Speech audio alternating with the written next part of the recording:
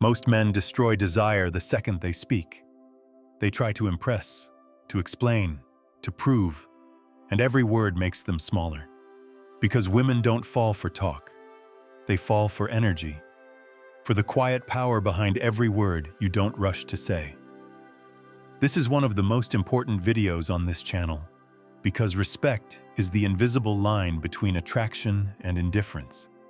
Once she stops respecting you, desire dies instantly. But when she feels your authority, calm, composed, unshaken, her games collapse.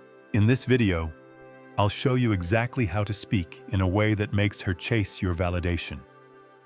You'll learn how to turn silence into tension, teasing into attraction, and rejection into control. If you're truly ready to change your life, write in the comments, "I'm ready to change." Because once you make that decision, everything shifts. And stay until the end, because once you understand this language, you won't just talk to women differently. You'll move through life like a man they can't forget. Here's the first step to make her desire you even when she plays games. You must control the tempo of emotion. Machiavelli would have whispered, "He who dictates the rhythm dictates the outcome." Because every woman tests a man's emotional rhythm, not through her words, but through her pauses, her distance, her unpredictable changes in tone. When she goes cold, she's not rejecting you. She's measuring how long it takes before you lose your balance. Most men break instantly. They fill the silence with nervous talking, rush to text back, or try to joke their way out of discomfort. They move at her rhythm, reactive, fragile, forgettable. But the Machiavellian man knows this truth. When you slow time, you own the room. Imagine you're on a date. She's quiet, scrolling her phone, testing your patience. The average man would start trying to entertain her. But the man who understands tempo, he doesn't chase. He leans back. He takes a slow breath, lets the air grow heavy, and only then meets her eyes. Not with frustration, but with calm amusement, as if to say, "I don't need your attention. You'll want mine soon enough." That pause, that stillness, it makes her heartbeat stutter. Now picture another scene. You're texting a woman who suddenly takes hours to reply. Instead of mirroring her delay with insecurity, you mirror it with indifference. When you finally respond, your tone is light, unbothered, even teasing. "I was starting to think you got lost in your own thoughts." It's subtle, but it flips the power dynamic. You've turned her game into your stage. Because here's the secret. Desire doesn't grow in speed. It grows in contrast. The slower you move, the faster her mind starts to race. The quieter you get, the louder her curiosity becomes. Machiavelli would have smiled at this balance. Calm power cloaked in patience. The man who controls the tempo of interaction controls her emotional temperature. He decides when the tension builds, when it releases, and when it turns into craving. So when she tests you, don't react. Reduce your rhythm. Let your stillness speak louder than any chase. Because when you master emotional tempo, her games stop being weapons and start being invitations. Here's the second step to make her desire you even when she plays games. You must build and protect the frame of superiority. Machiavelli would have warned, "He who lets another define the frame becomes his own servant." And that's exactly what most men do without realizing it. They step into a woman's world trying to earn approval, instead of making her seek theirs. You can feel it in the smallest moments. She teases you. You defend yourself. She tests you. You justify. She asks, "Why didn't you text me back?" And you start explaining instead of smiling. In that instant, you've surrendered the throne, because the moment you explain yourself, you're placing her judgment above your own. The Machiavellian man does the opposite. He walks into every interaction as if his world is already the more interesting one. He's not rude. He's radiant. He doesn't demand respect. He assumes it. His tone says, You're lucky I chose to share this moment with you. Picture this. You're on a date, and she throws a little jab. You seem pretty confident. Do you act like this with every girl? The weak man panics. He tries to convince her he's different, that he's nice, that she's special. But the superior man smiles, holds her gaze, and replies with calm humor. Only with the ones who can handle it. In one sentence, you've flipped her test into tension. You've refused her frame and made her live inside yours. Here's another scene. She challenges your opinion. That's not what I think. The average man debates, desperate to prove he's right. But the man who understands the frame of superiority just nods and says, "That's what makes this interesting." He doesn't need agreement to feel validated, and that calm confidence creates an emotional imbalance she can't ignore. The reason this works runs deep. In every interaction between a man and a woman, one person subconsciously takes emotional leadership. The one who defines what matters, what's funny, what's attractive, wins the frame. And whoever wins the frame wins the game. So protect your throne. Never explain, never chase, never seek approval. Because once you let her define the world you move in, she will always control how you feel inside it. The man who stays in his own frame doesn't dominate by force. He dominates by presence. And that quiet superiority is the first thing she'll feel, and the last thing she'll forget. Here's the third step to make her desire you even when she plays games. You must master the echo effect. Machiavelli would have leaned in and murmured, "People trust reflections more than truth itself." Because when someone feels emotionally mirrored, not copied, but understood, they lower their guard without even realizing it. Most men talk to women like they're performing. They throw words, jokes, and compliments like darts, hoping one will land.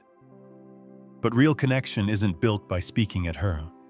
It's built by making her feel like her emotions are echoing inside you. Picture this. She talks about her stressful week. The average man either tries to fix it, "You should relax more," or quickly changes the subject.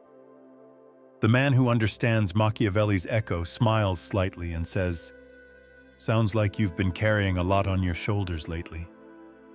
He doesn't rush to fix her problem. He mirrors her emotion, not her words.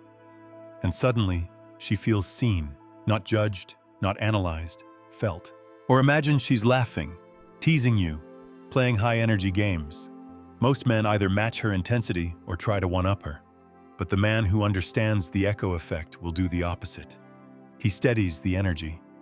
He lowers his tone, holds eye contact, and lets the silence stretch a little longer than usual. That small shift forces her to feel her own excitement bounce back, intensified by your stillness. This is how you build emotional dominance without saying a word. You stop fighting for attention, and instead, you make her feel herself through you. The echo effect works because humans crave resonance. When someone subtly mirrors our tone, pace, and emotion, our brain interprets it as safety, familiarity, even attraction. It's the same psychological mechanism that makes two dancers move in harmony or two lovers breathe in sync without realizing it. So don't rush to impress. Don't overshare. Don't fill every silence. Listen to her emotions, not just her sentences. Match her energy softly, then guide it where you want it to go. Calmer, deeper, slower. Machiavelli would have smiled at this paradox. The best way to influence is not to push, but to reflect. Because when you become her mirror, you also become her magnet. Imagine this. She asks, "So, what kind of relationships have you had?" The average man starts a 5-minute monologue about his exes and heartbreaks. But the man who understands controlled revelation smiles faintly and says, "Let's just say I learned a lot about what I want and what I'll never accept again." Then he changes the subject smoothly. That single sentence opens a door in her mind, and because you didn't walk through it, she now wants to. Or imagine she asks, "You seem like you've been through a lot. What happened?" Instead of laying out your traumas like trophies, you give her a single poetic fragment, enough to respect peace when I find it. Then silence, a faint smile. You've said almost nothing, yet revealed more than 1,000 words could. Here's the fourth step to make her desire you even when she plays games. You must master the art of controlled revelation. Machiavelli would have said, "Power is preserved by mystery. Once everything is revealed, authority fades." And the same law applies to attraction. Most men talk too much, too soon. They spill their stories, their past, their goals, their pain, believing that openness equals connection. But connection isn't born from full exposure. It's born from curated curiosity. Imagine you're watching a film where every secret is revealed in the first 10 minutes. There's nothing left to discover. That's how most men communicate. They tell their whole story before she's even emotionally invested enough to care. The Machiavellian man reveals himself like a novelist, slowly, deliberately. He gives glimpses, not confessions. He says just enough to spark the question, what else is hidden behind that calm?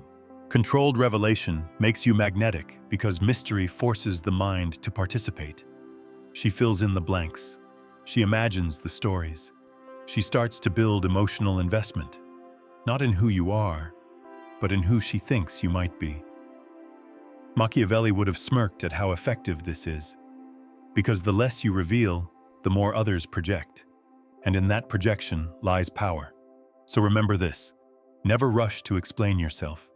Let every detail of your life feel earned, not given. Because when you become a man of fragments, not confessions, her curiosity becomes obsession. Here's the fifth step to make her desire you even when she plays games. You must embody the law of unreactivity. Machiavelli would have whispered, "The man who controls his reactions controls the battlefield." And in the battlefield of desire, every look, every test, every silence is a move. Most men lose because they react to everything.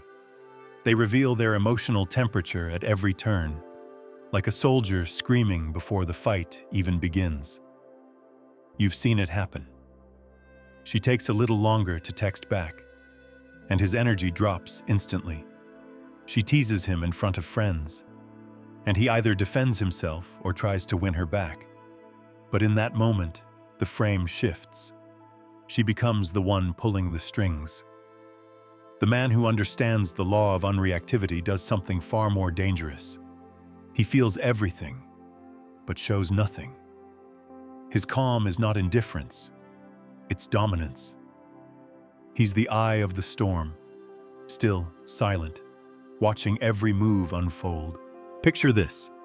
She says, "You think you're too good for me, huh?" Most men would panic, laugh nervously, apologize, or try to reassure her. But the Machiavellian man smiles slowly and replies, "I haven't decided yet."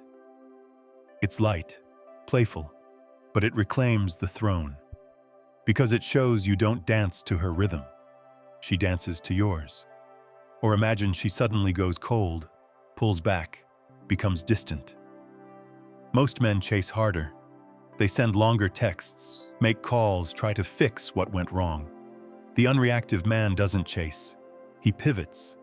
He invests his attention into himself, because he knows silence is the most strategic move in the art of power. Here's why this works. When you react emotionally, you confirm her control. When you stay composed, you flip the mirror. Now she becomes the one overthinking, replaying what she said, wondering what you meant, feeling the pull of your silence. Unreactivity is not about ignoring her, it's about mastering your own center. It's the ability to stay calm when tested, confident when provoked, silent when baited. Because the man who doesn't flinch makes everyone else move first. Machiavelli would have smiled at the irony. The less you chase control, the more you own it. So hold your frame, stay grounded, let her storm rage, And when the dust settles, she'll find herself orbiting around the calm she couldn't shake. Here's the sixth step to make her desire you even when she plays games. You must master the art of subtle disqualification. Machiavelli would have warned, power fades the moment you beg to be chosen. And yet, that's what most men do. They compete for approval, try to prove their worth, and hope she'll grant them interest like a queen giving pity to a subject. But desire doesn't grow from worship. It grows from uncertainty. Subtle disqualification is the psychological weapon that flips that dynamic completely. It's the art of showing her, one, without hostility, without ego, that you are not the one being auditioned. It's not arrogance. It's positioning. Let's set the scene. She's teasing you, trying to test your composure, waiting to see if you'll fold. Instead of defending yourself or playing along nervously, you smile and say, "You're fun, but I feel like you'd get bored with me." You've just disqualified yourself, on purpose, while radiating confidence. Now her brain scrambles. Wait, what does he mean? Why would I get bored? And that thought alone re-anchors her curiosity. Or imagine she's playing the attention game, distant one day, warm the next. Most men react emotionally, trying to restabilize the connection. But the Machiavellian man uses the moment to reverse the chase. He might say, "You've got that unpredictable energy. It's cute, but dangerous." The tone is calm, the delivery is grounded. You're not insulting her. You're setting boundaries in a playful way that shows you're evaluating too. Disqualification works because it quietly removes the tension of need. It signals that your value doesn't depend on her response, and that you are fully capable of walking away. And paradoxically, that's what pulls her in. Because the moment she senses that you're not trying to win her, she starts to wonder if she can win you. Machiavelli would have smiled knowingly at this trick, not as deception, but as psychological gravity. When power withdraws, desire follows. So instead of trying to convince her that you're enough, make her question whether she is. That's how you move from being an option to becoming the exception. Here's the seventh step to make her desire you even when she plays games. You must master the energy of withdrawal. Machiavelli would have whispered, power doesn't vanish when it retreats, it multiplies. And in the realm of attraction, the same rule applies. When you know how to pull back at the right time, your silence becomes louder than any words you could have said. Every woman has a radar for attention. She can feel when you're hooked, when your thoughts orbit around her. And the moment she senses that dependency, the tension dies. Because attention that is always available becomes invisible. Withdrawal is not ghosting. It's strategic disappearance. It's stepping back, not out of fear or anger, but out of control, to let the air fill with questions. Imagine this. Things have been going well. Energy is strong. She's texting consistently. Most men double down. They start sending more messages, checking in, just to keep it going. But that's when the Machiavellian man pulls back slightly. He lets the silence stretch, just enough to make her notice the absence. No long explanations, no dramatics, just space. Because that space creates vacuum, and the human mind cannot tolerate a vacuum. It must fill it. So she starts to think about you. She replays your last words. She wonders why you disappeared. She fills the silence with curiosity, and that curiosity transforms into emotional investment. Think of it like a fire. If you smother it with wood too fast, you choke it. But if you give it oxygen, controlled distance, it burns hotter, brighter, wilder. Withdrawal is that oxygen. Even in moments of tension, withdrawal communicates something primal. You're in control of yourself. You're not pulled by emotion. You're not reacting. You're choosing where your energy flows. And that choice alone separates men who chase from men who attract. Machiavelli would have smirked and said, "He who can walk away owns the room." Because true desire isn't built when you move closer. It's built the moment she realizes she's losing the one man who never needed to stay. Here's the final step to make her desire you even when she plays games. You must master the art of ending first. Every interaction, every conversation, every moment of attention has a point where power shifts, and the one who ends first wins. It's not about control for its own sake. It's about psychological authority. Machiavelli would have said, "A wise ruler never waits to be dismissed." And when you apply this to human connection, the meaning is clear. You leave on your terms. Picture this. She's laughing, leaning in, the energy is good, and just when she expects you to stay, you stand up, smile, and say, "I've got to go, but this was fun." Then you walk away. No waiting for her validation, no dragging the moment. You end it at the peak. What she remembers is not how long you stayed, but how hard it hits when you leave. Or think of texting.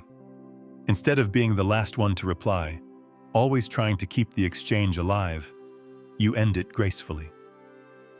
A short, confident line, then silence. Because when you end first, you teach her mind to chase completion. This rule taps into something ancient in human psychology, the craving for closure. When you leave before she's fully satisfied, her brain stays open, replaying the interaction, wondering what comes next. And that mental loop is how obsession begins. Ending first doesn't make you cold, it makes you legendary. It tells her you have a world beyond her, that you enjoy the moment, but you don't live for it. And that realization flips the dynamic completely. Machiavelli would have leaned forward and said it plainly. Leave them curious, and they'll never stop returning. Because when you master the art of ending first, you never chase validation again. You make her realize that every moment with you is temporary, valuable, and never guaranteed. And that's what makes it unforgettable. Remember this forever, in your love life and beyond. Power is not in words, it's in the man who owns them. From this moment, speak less to impress and more to command. Let your tone carry certainty, not noise. Let your silence do the talking. Because real power isn't loud, it's felt. It's in how you pause before answering. It's in how you walk away without fear. It's in how you make people adjust to your rhythm, not the other way around. So starting today, move with that energy. Speak like a man who already knows he's enough. Because once you do, the world, and every woman in it, starts to listen differently. If this opened your eyes and you're serious about becoming the man who's in full control of his life, my book is now available. The Undeniable Man, Built to be Chosen. It's a strategic guide for men who want to attract, lead, and dominate in their love life and beyond. Whether you're single or in a relationship, no fluff, no tricks, just pure, powerful strategy that will set you apart from 99% of men, and that you will actually use every day. The link is in the description. And if this video spoke to you, don't just keep your thoughts in your head. Write a comment, even just a few words. It helps you remember these lessons, and it might help someone else too. Hit the like button if you enjoyed this content, and share it with someone who, in your eyes, needs it right now. Just trust your instinct. We're all trying to get clearer, more solid inside. So let's build minds that don't break.